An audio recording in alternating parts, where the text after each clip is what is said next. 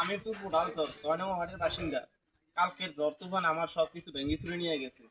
আমি সরকারের কাছে আর্থিক সহায়তা আবেদন চাইতে আছি।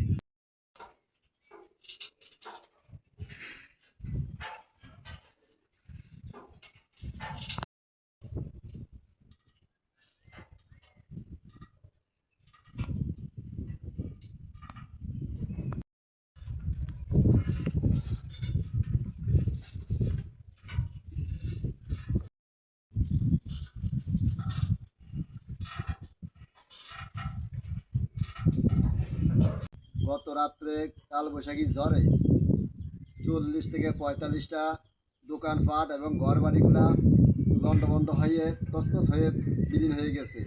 এই ঘরগুলা দেখেন, চালগুলা কিচ্ছু নেই, সবগুলা নিয়ে বাগানের ভিতরে নিয়ে ফেলে দিছে।